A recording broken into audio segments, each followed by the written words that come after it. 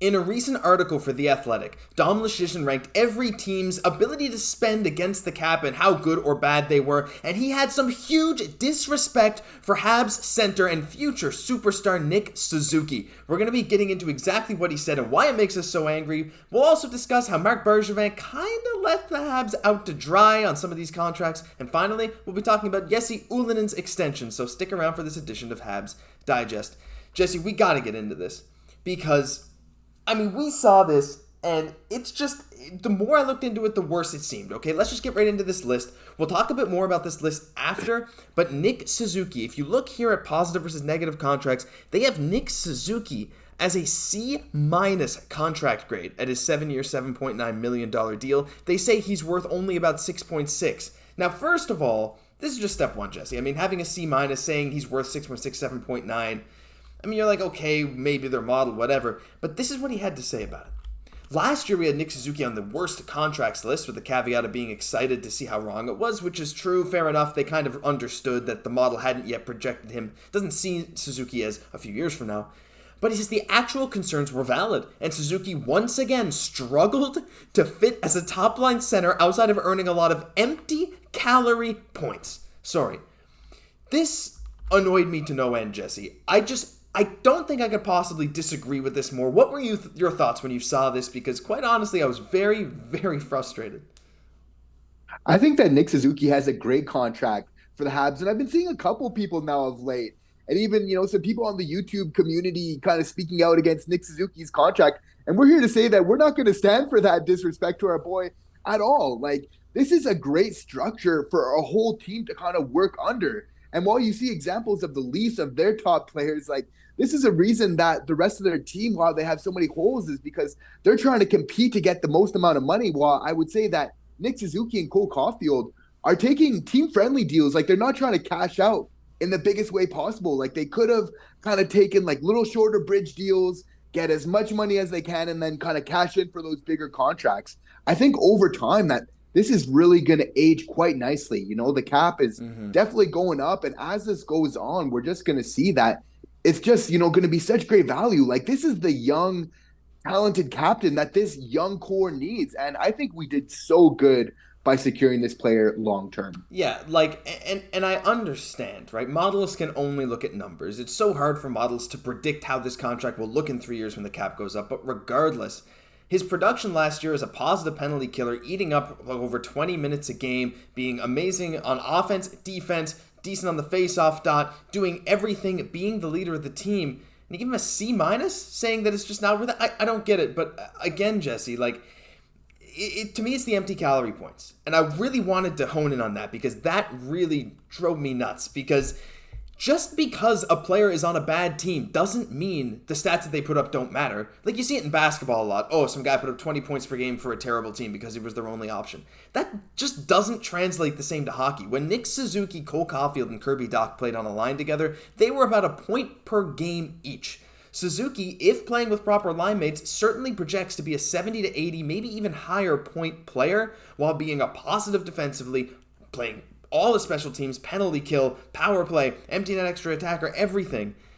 And for him to say, like, he just didn't fit as a top-line center, I feel like that's provably false with some of the advanced statistics we've been looking at recently, and also just tangibly false saying, like, 60 points playing on lines that included the likes of Yoel Armia, Mike Hoffman, Jonathan Drouin for chunks of the season. I don't know. I just feel like empty calorie is just about the complete opposite of what it was. I think it's amazing that he did as much as he did with the tools he had available to him. No, it's true, and to be honest, that's where sometimes analytics, it is good, but it doesn't really show everything, right? I think that he's going to be a great player for us for a really long time. I think he's done a lot for us. It's like he's got that defensive game as well, right? Like, he's just such a well-rounded player.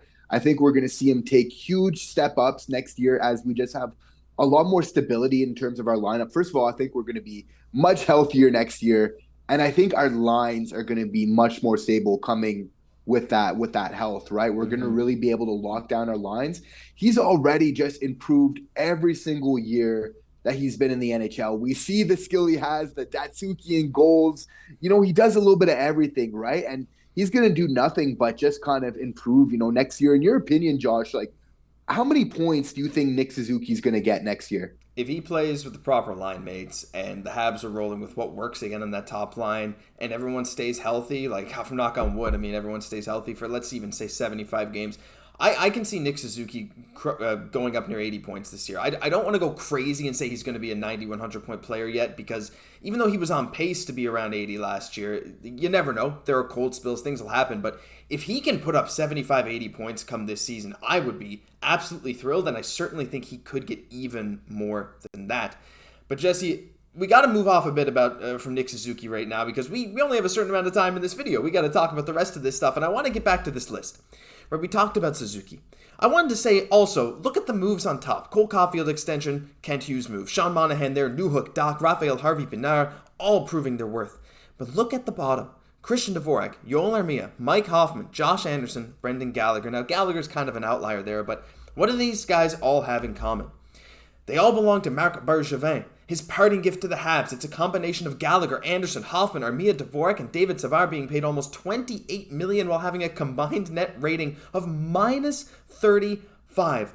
Honestly, Jesse, even though the Habs are ranked 26 out of 32 on this list, it's a miracle they're not dead last again this year because of these contracts. Just isn't it crazy to look at this list and see that stark contrast between the Marc Bergevin and the Kent Hughes era? It is, and it really shows that like the moves that Kent Hughes made were exactly the moves that needed to be done for this team. He had very little options, right? He was having so much of his salary cap, 1/3, as this article says, taken up, in a lot of players that are obviously kind of underperforming, and some would argue, more lesser than others. But at the same time, right, he needed to do these sort of buy low, high reward, type of moves, right here, because obviously, he had not that much resources to kind of play with in this type of situation. So it's really interesting to see what he's been able to do, because not only to find those players that have those big upsides, but then also fit your team and your timeline and the structure, the type of hockey that you want to play, as I think both Kirby Dach and Alex Newhook do, I think is great to see.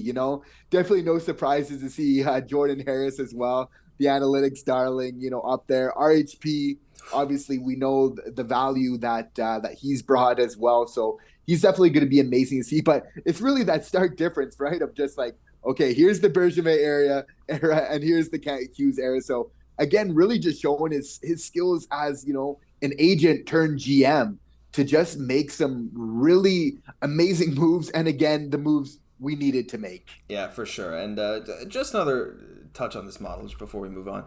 If your model says that Raphael Harvey-Pinard's worth just maybe a little bit more than $1 million less than Nick Suzuki, you might need some tweaking. All right, so let's just get into the final topic of this video, Jesse. Jesse Ylonen signs an extension. And we were waiting for this, actually. We were waiting a while for Jesse Ylonen to sign an extension, but it finally gets done. The Habs agreed to a 1-year, 2-way contract with forward Jesse Ylonen. Now, Ylonen, of course, is definitely not one of the guys projected to be in the top 6 or anything, but he brings some much-needed depth to the Habs, and at worst, he is an elite AHLer. He had 32 points in 39 games in the AHL, 16 points in 37 games in the NHL. Jesse, this is a $775,000 contract for NHL money, $200,000 in the AHL with $275,000 minimum guaranteed. I feel like this is just kind of the perfect deal for him, and you gotta feel if you're him, you got a chance. You showed that you maybe belong at the NHL level, but he might honestly just get pushed out because of the depth the Habs have up front, and to no fault of his own, but with him being waiver exempt this year, it's going to be a little bit scary trying to bring him up and down this year. So I feel like this is a nice middle ground for him. It is a nice middle ground and probably what he needs, at the same time. What I like about this trade, and, I really like this player at the same time, firstly, is, has a great shot, and has shown a lot of potential. And what's nice is you don't want to give up on prospects, too quickly as well. But at the same time, it kind of gives me a little bit of hope. I'm getting hopeful that maybe they'll do that move, of getting Hoffman or either Armia, possibly Dvorak with another team, right? You have to think, obviously, we're filling up our roster spots pretty quickly, but it's interesting. There's so many guys that are going to be probably in the AHL that I would love to see playing with the Habs this year, but it just, as our last graph just shows, right? We got so many of these guys kind of taking up those spots. So I just wonder if these signings, might kind of spur a couple other moves to kind of make some room. I think a lot of us Habs fans, we want to see these young players play. We want to see them get their opportunity. So we're really happy for this signing. Yeah, for sure. I mean, Jesse Ylonen, he got his chance. He's getting paid. He's sticking around another year in the organization. I mean, after we lost someone like Alex Belzile, who also did some similar stuff, Anthony Richard, like, not everyone had a chance to come back, but Jesse Ylonen apparently was a priority. And, hopefully they can get rid of someone like Hoffman or Armia, or in the worst case, just waive Armia. No one's going to claim him. Does he go to the AHL and you make room for Ylonen? Honestly, at this point, I would rather that. So we'll have to wait and see what happens. But at least for now, Jesse Ylenen's back with the organization, and we are very excited. That'll do it for this news edition of Habs Digest. If you enjoyed, leave a like, comment, subscribe to the channel. Help us reach 7,000 subs. We're creeping up on it very, very fast, and we thank you for all your support. I'm Josh Gosse for my co-host, Jesse Poirier. We'll catch you in the next one.